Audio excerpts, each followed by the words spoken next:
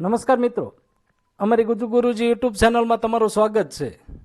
મિત્રો, PO1, PO2 મહિલા polling આ તમામ સરસ સમજૂતીના વિડીયો મૂક્યા બાદ આજે અમે મતદાન મથકના પ્રિસાઇડિંગ ઓફિસરની માર્ગદર્શિકા અને ચૂંટણી પ્રક્રિયા માટેની મહત્વપૂર્ણ સૂચનાઓ અને તૈયારીની વાત કરીએ.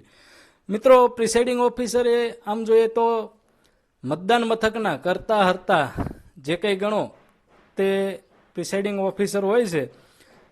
આમ કહીએ તો મતદાન મથકના રાજા, અને રાજા પોતે નબળો પડે એ કેમ ચાલે, એટલા માટે થઈને કેટલીક માર્ગદર્શક બાબતો અથવા તો નવા પ્રિસાઇડિંગ જેનો પહેલી વખત ઓર્ડર આવ્યો છે તેમના માટે ખૂબ જ અગત્યની બાબતોની વાત કરીએ તો પ્રિસાઇડિંગ ઓફિસરે સાથે રાખવાની સામગ્રી જેમાં ગરમ સાલ હોય, હળવો નાસ્તો, પાણીની બોટલ, પાવર બેંક અને મોબાઈલનું ચાર્જર હોય, કેલ્ક્યુલેટર હવે મોબાઈલમાં આવી ગયું છે છતાં પણ બોલપેન, પેન્સિલ, રબરની રીંગું જે તે કાગળના આપણે બંચ બનાવતા હોય તો તેમાં કામ આવે, નાનું તાળું અને સાવી બને તો સાથે રાખવા, જેથી કરીને આપણે છે એ ક્યારેક બૂથ બંધ કરી અને આજુબાજુમાં જમતા હોઈએ કે ક્યારેક લોક મારવાનો થાય રાત્રિના સમયે તો કામ આવી શકે. આ ઉપરાંત પ્રિસાઇડિંગ ઓફિસર છે એને મતદાનની આગલી રાત્રિએ શું કામગીરી કરવી, મોટાભાગે છે એ શનિવારે આપણે બપોરે બૂથ પર પહોંચી જતા હોઈએ છીએ અને ત્યાં પહોંચ્યા બાદ જે કંઈ ચૂંટણી સામગ્રીમાં સ્ટેશનરી મળી છે તેના વૈધાનિક અને બિનવૈધાનિક કવરો અલગ કરવા, કવરો પર મતદાન મથકનો નંબર અને વિગતો લખવી, ફોર્મ્સ જે કંઈ છે એ તમામ ઉપર મતદાન મથકનો વિશિષ્ટતા દર્શક સિક્કો છે એ મારવો, નીલ કવર અને માહિતી હોય તો એ લોક કરવા. આ બધી કામગીરી છે એ આગલા દિવસે અથવા આગલી રાત્રિએ પૂર્ણ કરી દઈએ, જેથી કરીને આપણે છે એ મતદાનના દિવસે આ બધા ઉતારા કરવા બેસવું ના પડે. આ ઉપરાંત 17Gની જે નકલ છે એ પણ એજન્ટો માટે તૈયાર રાખવી, મતદાન પૂરું થયા બાદની વિગત જે હોય એ જ બાકી રાખી અને બાકીની તમામ વિગતો છે એ ભરી દેવી. સાથે સાથે એ પણ જણાવી દઈએ કે મતદાનના દિવસે સવારમાં જાગીને શું કામગીરી કરવી, તો સવારમાં બને તો 5 વાગ્યા ઉઠીને તૈયાર થઈ જવું, 6 વાગ્યે તમામ મતદાન સ્ટાફની હાજરી સુનિશ્ચિત કરવી અને BU CU આ વખતે VVPAT તો નહીં હોય તો BU અને CUની ગોઠવણી એકવાર ચેક કરી લેવી. 6 કલાક એટલે કે 6 વાગતાની સાથે મોકપોલની તૈયારી શરૂ કરી દેવી અને એજન્ટની હાજરીમાં મોકપોલની પ્રક્રિયા છે એ પૂર્ણ કરવી. મોકપોલ અને VVPAT અંગે મહત્વની નોંધ. VVPAT મિત્રો આ વખતે નહીં હોય એટલે CU સાથે છે એ તમારી ઘડિયાળનો ટાઈમ મેળવી લ્યો. મોકપોલ પૂર્ણ થયા બાદ CUમાંથી ડેટા ક્લિયર કરવો, મોકપોલનું પ્રમાણપત્ર તૈયાર કરી અને એમાં સહીઓ કરી લેવી અને એજન્ટોની સહીઓ લઈ લેવી.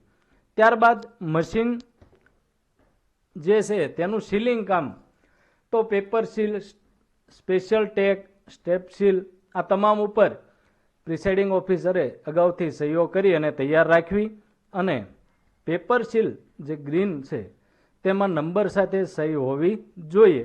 સ્પેશિયલ ટેગમાં વિગતો ભરી ક્લિયર બટન સાથે સીલ કરવું. સ્ટ્રીપ સીલ છે એ ABCD, હવે ABCD લખેલું નથી આવતું પણ એ રીતે લોક કરવી અને સવારે 7 વાગ્યે મતદાન શરૂ કરવું. મિત્રો, આ અંગે સીલિંગ પ્રક્રિયા કઈ રીતે કરવી, શરૂ મતદાને કોઈ એરર આવે તો શું કરવું, તેના પણ સરસ અને સરળ ભાષામાં સમજૂતી EVM મશીન સાથેના વિડીયો અમારી ચેનલ ઉપર મૂક્યા છે. કદાચ એવું બને કે આપ સુધી પહોંચી પણ ચૂક્યા હશે. ના પહોંચ્યા હોય તો આ વિડીયોના ડિસ્ક્રિપ્શનમાં એની પણ લિંક તમને આપવામાં આવેલી જ છે. હવે મતદાન શરૂ હોય ત્યારે પ્રિસાઇડિંગે શું કરવું, તો દર 2 કલાકે સ્ત્રી પુરુષના મતદાનના આંકડા મેળવવા અને ઝોનલ અધિકારીને લખાવવાના રહેશે. કુલ મતદાન જે 17G અત્યારે છે એ 27K બની ચૂક્યું છે, તેની સાથે ટોટલ આંકડો મેળવતો રહેવો. મતદાનની ટકાવારી અને સ્લીપની સંખ્યા ચેક કરવી. પ્રિસાઇડિંગની ડાયરીની વિગતો બાકી હોય તો પણ તે ભરતા રહેવું. પ્રિસાઇડિંગ ઓફિસરની ડાયરી કઈ રીતે ભરવી તેના ભરેલા નમૂના સાથેની સરળ સમજૂતી પણ એક વિડીયો અમે બનાવી ચૂક્યા છીએ. મતદાન મથક પર સતત નજર રાખવી.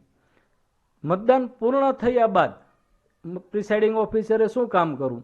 તો સાંજે 6 વાગ્યે કોઈ મતદાર ન વધે, અંતિમ મતદાર હોય એ પૂરો થાય ત્યારબાદ ક્લોઝનું બટન દબાવવું.